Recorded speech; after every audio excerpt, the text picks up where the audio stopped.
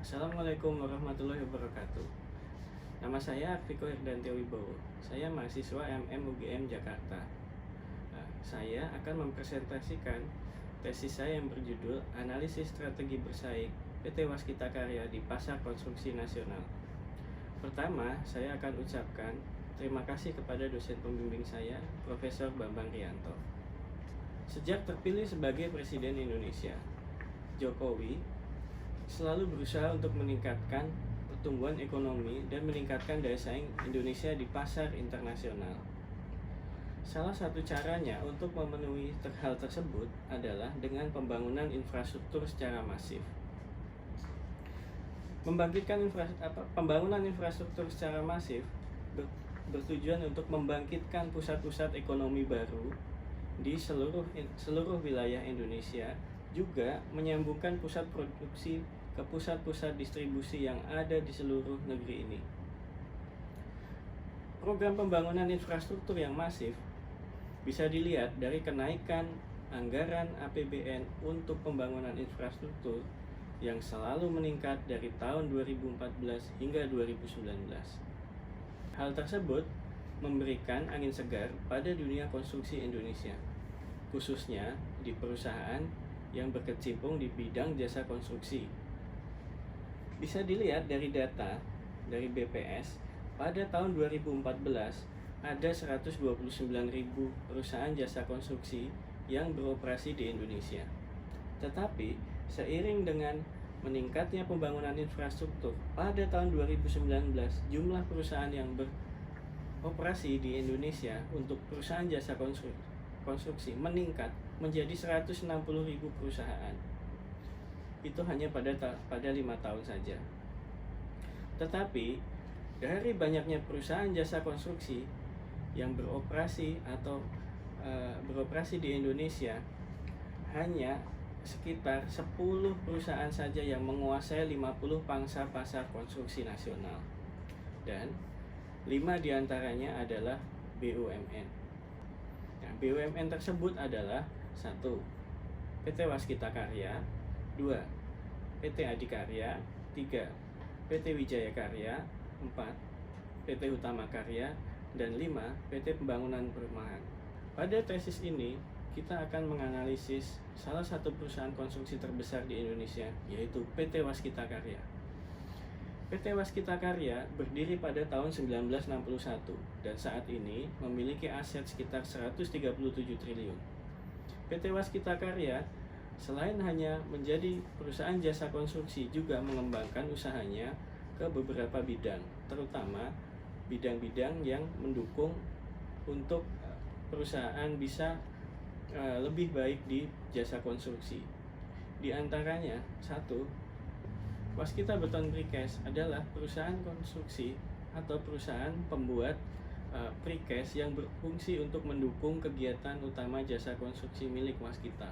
Yang kedua adalah Waskita Toll Road.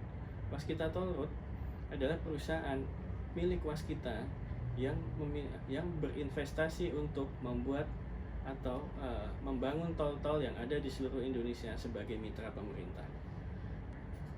3. Waskita Realty. Waskita Realty adalah perusahaan properti milik Waskita yang berbisnis sebagai developer untuk membangun perumahan dan juga apartemen yang ada di seluruh Indonesia. Waskita total memiliki 4 anak perusahaan dan 22 cucu perusahaan, dan itu semua berafiliasi untuk mendukung bisnis jasa konstruksi yang menjadi bisnis utama Waskita Karya. Dalam tesis ini, kita hanya akan membahas strategi Waskita pada bisnis jasa konstruksi dan bagaimana tantangan-tantangan yang dihadapi. Pada tahun 2014 hingga tahun 2018, Waskita selalu menjadi perusahaan konstruksi terbesar di Indonesia. Dan akan tetapi pada tahun 2019, Waskita mengalami penurunan kinerja yang cukup signifikan. Hal itu bisa terlihat dari laba yang diperoleh perusahaan. Pada tahun 2018, Waskita mencetak laba kurang lebih sebesar 4,6 triliun rupiah. Tetapi pada tahun 2019, laba itu turun menjadi 1,1 triliun rupiah. Hal itu yang menjadi permasalahan waskita. Ada apa dengan kinerja perusahaan yang bisa menurun sebegitu drastis? Pertanyaan penelitian, apakah strategi bersaing yang digunakan oleh waskita masih efektif dalam menghadapi persaingan pada kondisi saat ini? Yang kedua, apa kompetensi inti waskita yang bisa dipakai untuk memenangkan persaingan kembali sehingga waskita bisa menjadi perusahaan konstruksi nomor 1 lagi di Indonesia?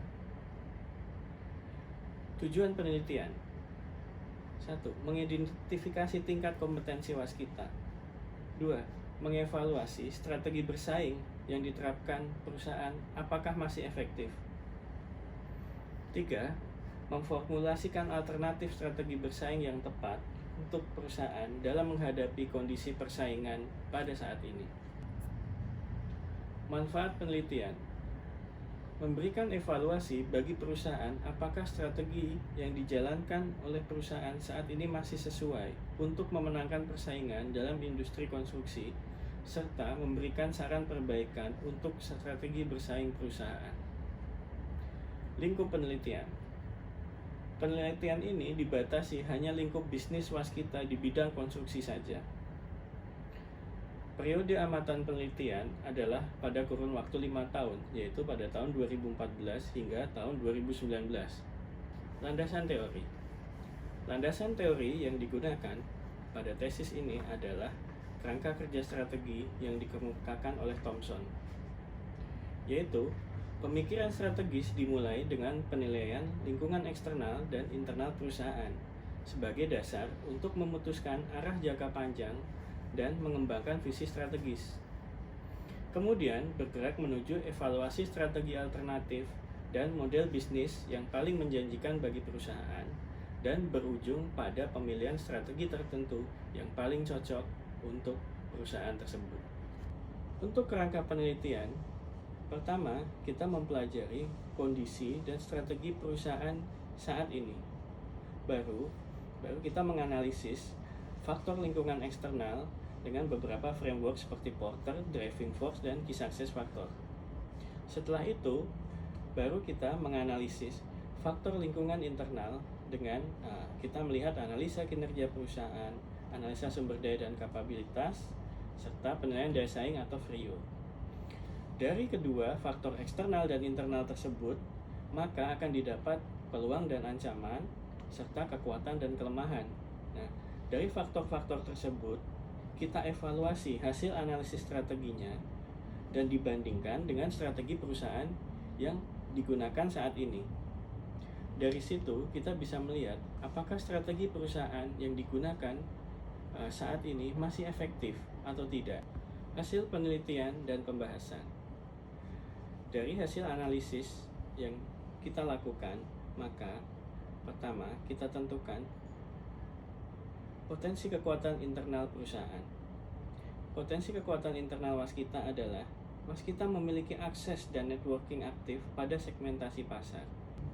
Kedua, waskita adalah perusahaan konstruksi yang memiliki peralatan terlengkap dibanding pesaing-pesaing lainnya. Potensi kelemahan internal.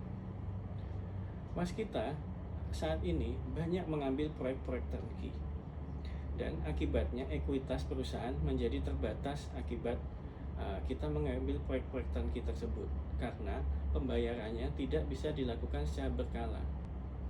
Yang kedua, tingkat kekompetitifan perusahaan menurun akibat beberapa tahun belakang waskita banyak menerima proyek-proyek penugasan dari pemerintah, sehingga daya saing perusahaan untuk bersaing dengan perusahaan-perusahaan lain menjadi menurun. Potensi peluang eksternal. Kita tahu pemerintah untuk 5 tahun ke depan masih akan fokus pada sektor pembangunan infrastruktur. Hal ini terlihat dari RJPP yang dikeluarkan oleh pemerintah melalui Bappenas, bahwa pembangunan infrastruktur untuk 5 tahun ke depan masih akan menjadi prioritas pemerintah, terutama untuk menumbuhkan sektor-sektor ekonomi baru di seluruh Indonesia. Terus rencana pembangunan beberapa infrastruktur yang menjadi proyek strategis nasional masih akan dilakukan di 5 tahun ke depan. Contohnya adalah pembangunan ibu kota negara yang ada di Kalimantan Timur, dan juga jembatan-jembatan antar pulau dan tol-tol Trans Sumatera yang masih menjadi prioritas program pembangunan oleh pemerintah. Untuk potensi ancaman eksternal, pada tahun 2016 sudah berlaku MEA dan AFTA, dan Indonesia adalah salah satu menjadi negara yang masuk ke dalamnya. Artinya akan banyak perusahaan konstruksi asing yang masuk ke Indonesia untuk mengerjakan proyek-proyek yang ada di Indonesia, dan itu berpeluang menjadi pesaing waskita. Lalu, kondisi persaingan yang semakin ketat di antara perusahaan-perusahaan pesaing waskita akan menimbulkan iklim persaingan yang tidak sehat. Kesimpulan dan saran. 1. Strategi yang diterapkan oleh perusahaan belum berhasil untuk mencapai kinerja yang diharapkan, dan yaitu tercermin dari hasil analisis kinerja perusahaan pada tahun 2017 hingga 2019. Yang kedua, program pembangunan infrastruktur, regulasi pemerintah, MEA dan AFTA, serta isu kelestarian lingkungan menjadi faktor yang sangat mempengaruhi kondisi pasar. Hal itu harusnya bisa dimanfaatkan menjadi peluang untuk meraih pasar baru. 3. Kunci dari persaingan adalah manajemen yang baik, jaringan kuat, hubungan baik, serta dukungan modal yang baik dari perbankan. Keempat, industri konstruksi masih menarik dan peluang masih terbuka karena masih banyaknya program pembangunan infrastruktur dari pemerintah sampai 5 tahun ke depan. Kelima, sumber daya tegak berwujud dan kemampuan organisasi dapat dijadikan keunggulan bersaing bagi perusahaan.